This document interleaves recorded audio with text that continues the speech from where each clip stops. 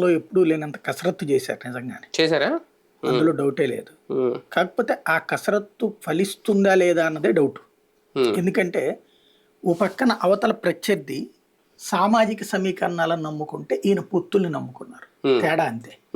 ఇప్పుడు జగను తను అధికారంలోకి వచ్చినప్పటి నుంచి బీసీ, ఎస్సీ, ఎస్టీ, మైనారిటీ, కాపు ఈ 4 సెగ్మెంట్లు కలిపితే ఆంధ్రప్రదేశ్లో 85% జనాభా వీళ్ళే. 85% జనాభా లేదా 80% వేసుకున్నాం. మిగతా కమ్మారెడ్డి, వైశ్య, బ్రాహ్మణ ఇవన్నీ కలిపితే మిగతా 20 ఉంటారు. 80% జనాభా బీసీ, ఎస్సీ, ఎస్టీ, మైనారిటీ, కాపు.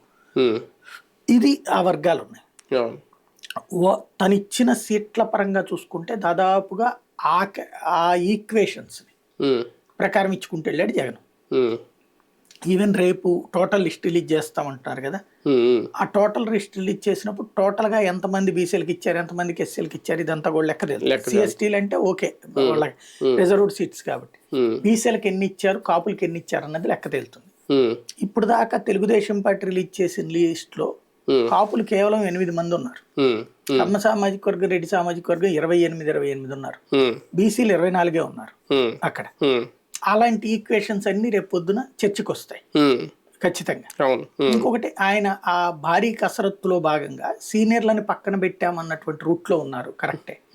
కానీ బలమైనటువంటి జూనియర్లను తెచ్చారా లేదా అన్నది జనం డిసైడ్ చేస్తారు.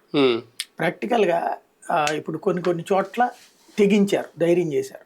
ఫర్ ఎగ్జాంపుల్ రంపచోడవరం ఇదివరకు ఎమ్మెల్యేగా పనిచేసిన ఆవిడని తీసేసి ఒక సామాన్య కార్యకర్తకి, అంగన్వాడీ కార్యకర్త, ఇట్స్ గుడ్. కాకపోతే ఆమెకి ఖర్చు, వ్యవహారం అదంతా పార్టీ చూసుకోవాలి. చూసుకుంటే